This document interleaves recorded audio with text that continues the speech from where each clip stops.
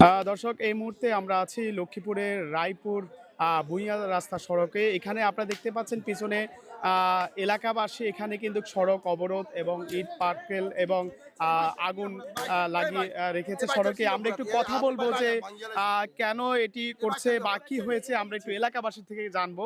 আপনি একটু নামটা বলবেন আপনার? আমার নাম মোহাম্মদ ফিরোজ। কি হয়েছে একটু বলবেন? এখানে হয়েছে আমাদের বড় ভাইয়ের একটা অটো, আপনার ইফতারের টাইমে উনি ইফতার করতে গেছে বাড়ির, তারপরে গাড়িটা চুরি নিয়ে গেছে। এমনকি আমাদের এখানে আপনার কিছু লোক থাকে, ওরা মানে আসলে মানে এই চুরির সাথে জড়িত, এমনকি অনেক জায়গায় আমরা দেখছি, এমনকি শুনছি। তারপর আমরা ওদেরকে মানে হালকা পাতলা মানুষ, সাধারণ পাবলিক ওদেরকে গায়ে হাত দিছে। হাত দেওয়ার পরে আপনার রায়পুর থানা পুলিশ আসছে। আসার পরে আমরা তিনজন পুলিশ আসছে। আসার পরে আমরা ওদেরকে আসামি দিই না। আমরা বলছি, আমাদের মহিলারা বলছে আমরা আমাদের জিনিস না পাওয়া পর্যন্ত আসামি দেব না। তারপরে ওই তিনজন অফিসার চলে যায়, আরো তিনজন আসছে। আসার পরে অনেকক্ষণ পর ওরা ওরা কথাবার্তি বলার পর তারপরে উনি কি মামলার আসামি না অভিযোগ কিংবা এরকম কি?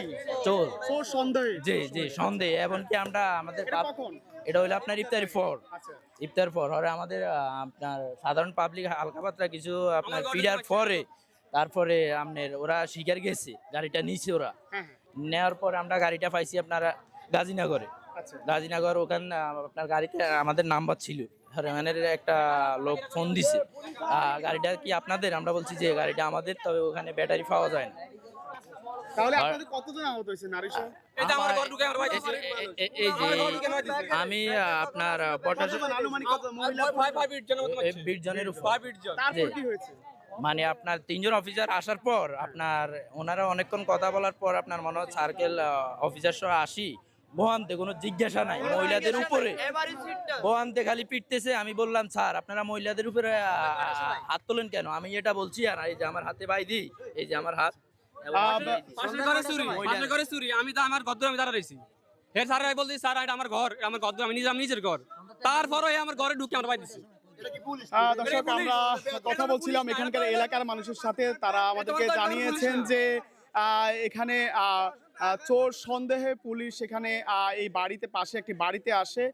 বাড়িতে আসার পর এখানে তাদের সাথে বাকবিতণ্ডা জড়ায়। তারপর একটা পর্যায়ে এসে এখানকার এলাকাবাসী অভিযোগ করেছে যে পুলিশ তাদের গায়ে, অর্থাৎ তাদের বাড়ির মহিলা, নারী এবং পুরুষের গায়ে এলোপাতাড়ি হাত তুলে, যার কারণে এলাকাবাসী ক্ষিপ্ত হয়ে এখানে আপনার পিছনে দেখছেন যে এখানে আগুন জ্বালিয়ে সড়ক অবরোধ করে রেখেছে। এবং আমরা দেখেছি এর আগে যে তারা বিক্ষোভ মিছিল করছে। এবং এছাড়াও আমরা যেটুকু এখন পর্যন্ত জানতে পেরেছি, কয়েকজন পুলিশ সদস্য আহত হয়েছেন এবং এলাকা থেকে প্রায় 25 জনের মতো তারা জানিয়েছেন যে তারা আহত হয়েছেন, এমন তাদের পক্ষ থেকে অভিযোগ এসেছে। এবং এছাড়াও আমরা আরেকটু কথা বলবো, একটু আসুন। তারা বলছে আর কি, তারা আমাদেরকে মারি না, আমাদেরকে মারি, তারা চলে গেছে। মূল ঘটনা কেন বলছে না, বয়ান দিছে না। আমরা যেরকম প্রমাণ দিতেছি, পুলিশ আপনাদেরকে প্রমাণ দিছে।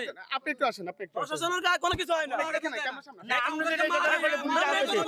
আপনি পুলিশের কথা শুনবেন না, এই জনসাধারণের কথা শুনবেন? আপনার কথা শুনতেছি তো, বলেন। জনসাধারণের কথা শুনবেন, জনসাধারণ যেটা কয় ওটা আপনি বিয়ে করবেন। কোন বাড়িতে গেছে ভাই? হাজরের ব্যাপারী বাড়ি। পুলিশ তো আমার ঘরে ঢুকে আমার মারছে, আমার ঘরে ঢুকে আমার মারছে। আপনি কি এই সন্দেহের সাথে কি আপনার কোনো? না, এটা পাশের ঘরের চোর। আমি আমার নিজের ঘর থেকে দাঁড়া আমি দেখতেছি। দাঁড়া রয়েছে এরা আইসা চলে লাড়ি সোনা দিয়ে গদ দুয়ার মারতেছে, মানুষের মারতেছে। এই যে মানবারের কত 10:30টা। আমি আমার বলতে চাই তুমি সরাসরি। আমি বলতে এটা আমার ঘর, স্যার এটা আমার ঘর, আমার নিজের ঘর, আমি নিজের কথা রয়েছি।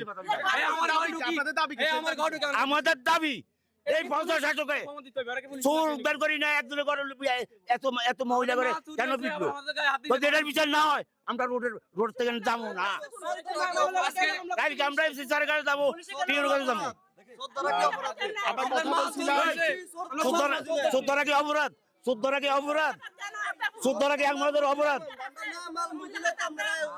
চোদ্দরা কি আমাদের অপরাধ? পুলিশের কি কোনো অধিকার আছে, ইস্তারা আছে যে মহিলাকে হাত দেওয়ার? পুলিশের গায়ে হাত দিছে, আমার ঘর ঢুকি, মহিলাকে হাত দেওয়া কিনো? মহিলাদের গায়ে কেন হাত দিল? ওরা মহিলার গায়ে কেন হাত দিল? পুলিশ আপনাদের শেষ কর্মসূচি কি? আমাদের কর্মসূচি হইলো আমাদের এখানে চলবে যে ভাই আমার ঘরে ঢুকে আমার গায়ে হাত দিছে এবং আমাদের মহিলার গায়ে হাত দিছে, আমার গায়ে চুরি হয়েছে, আমরা সবকিছু সন্দেহ মতন আমরা সব এই ভাও দিছে। চুরি হয়েছে, চোর উদ্ধার করে দিছে আবার। চোর শিখাতে দিছে, আমাদের গায়ে পাইছি চোর চুরি করেছে, চোর শিখাতে দিছে, আমরা গায়ে উদ্ধার হয়েছে, হেরা চোর নিতে আইয়া কেন আমাদেরকে হাত দিল? প্রথমে ব্যাটারি পায় নাই, পরে ব্যাটারি পাইছে, তাহলে মনে হয় না আপনার এটাই কি বিচার? আপনি পুলিশ হয় মনে হয় না আপনি চাকরি চাই চলে যাবেন 12 ঘন্টার মধ্যে, রাত্রে ডিউটিতে জয়েন করবেন, সকালে চলে যাবেন, তারপর মানে কি রাজনীতি নামে এটা পুতুল খেলা? মানুষের জীবন নিয়ে চিনিবি নি? চোর নিতে আইছে, চোর নিতে আইয়া কেন আমাদেরকে মারলো?